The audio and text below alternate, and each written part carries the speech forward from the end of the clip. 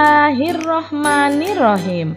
Assalamualaikum warahmatullahi wabarakatuh. Kali ini kita akan belajar materi kelas 4, tema 4, subtema 3 tentang pekerjaan orang tuaku pada muatan ilmu pengetahuan sosial. Setelah di pembelajaran sebelumnya kita membahas tentang kegiatan ekonomi pada proses penjualan ikan, maka pada pembelajaran kali ini kita akan membahas tentang kegiatan ekonomi pengrajin kayu dan proses pembuatan pakaian. Kegiatan ekonomi pengrajin kayu. Salah satu pekerjaan yang memanfaatkan sumber daya alam adalah pengrajin kayu. Sumber daya alam yang digunakan berasal dari bagian tumbuhan, yaitu batang tumbuhan. Kayu bisa diolah menjadi berbagai macam barang yang bisa dimanfaatkan manusia untuk menunjang aktivitasnya.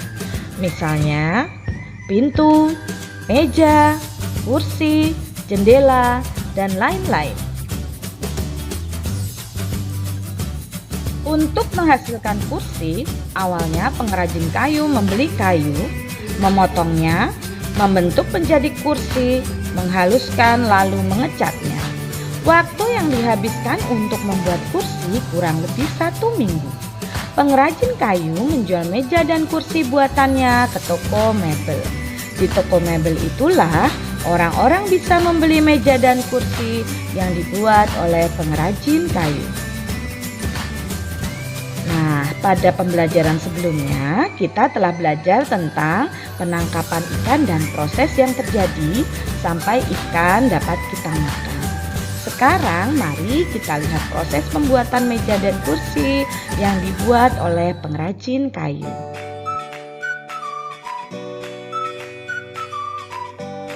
Berikut adalah proses pengolahan kayu menjadi meja dan kursi.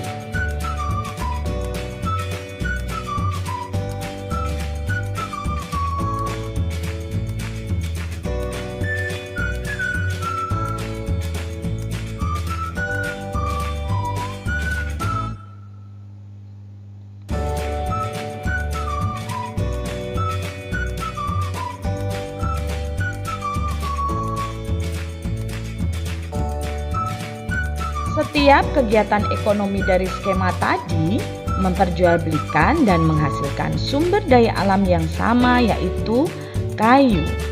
Selain itu, setiap kegiatan ekonomi tersebut juga melibatkan beberapa pekerjaan sebagai berikut.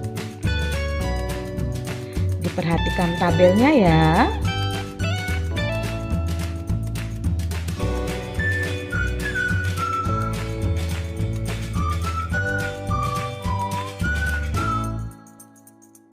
Setelah belajar proses pembuatan meja kursi, sekarang kita belajar proses pembuatan pakaian. Tahukah kamu bahwa pekerjaan pamanku adalah membuat sarung tenun Samarinda? Dan tahukah kamu bagaimana proses pembuatan sarung tenun tersebut? Ya, salah satu kebudayaan Indonesia yang terkenal adalah sarung tenun Samarinda. Sarung tenun Samarinda adalah salah satu kerajinan tangan khas dari Samarinda. Sarung tersebut merupakan jenis kain tenun tradisional.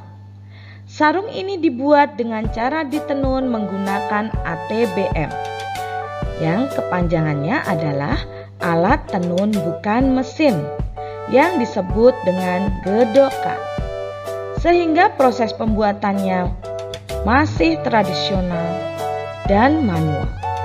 Itulah mengapa proses pembuatan sarung memakan waktu yang lama.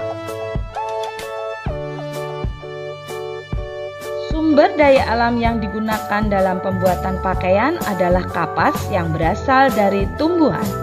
Seperti apa ya tumbuhannya? Ini adalah pohon kapas. Dan ini adalah kapas.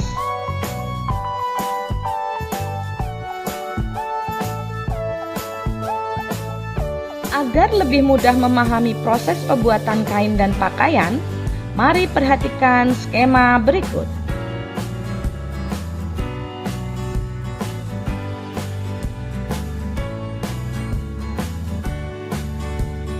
Inilah proses pembuatan kain dan pakaian.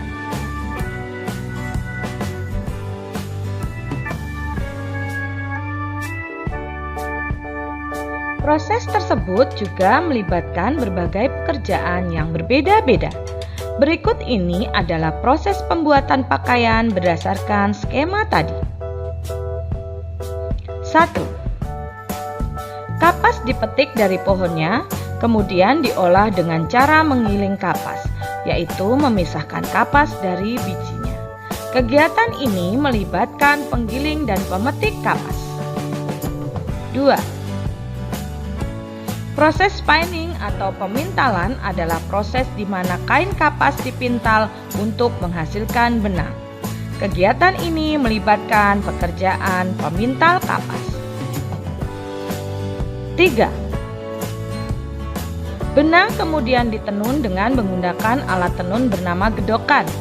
Alat tenun bukan mesin, hingga menjadi lembaran kain. Pekerjaan yang terlibat adalah penenun kain.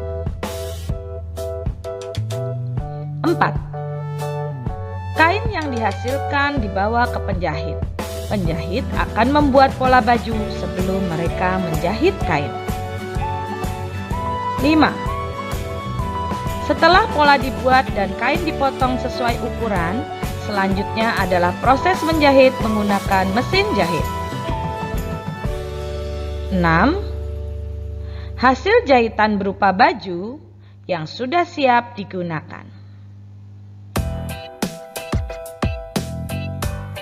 Berdasarkan uraian-uraian tadi, kita dapat memahami bahwa ada proses yang panjang dan lama dalam pembuatan meja dan kursi.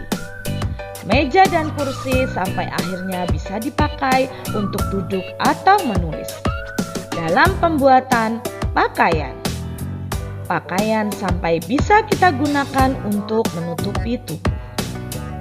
Karena proses yang panjang itulah, sebaiknya kita menghargai kerja keras orang-orang yang bekerja dalam proses pembuatan meja, kursi, kain, pakaian, dan lain-lain. Cara menghargai meja dan kursi adalah dengan merawat barang-barang yang berasal dari kayu. Misalnya, sering dibersihkan dan dirawat agar tidak cepat rusak. Cara menghargai pakaian adalah dengan merawat pakaian yang kita miliki, menggunakan kain sesuai kebutuhan, dan tidak selalu membeli pakaian yang baru. Namun, kita juga memakai pakaian yang lama.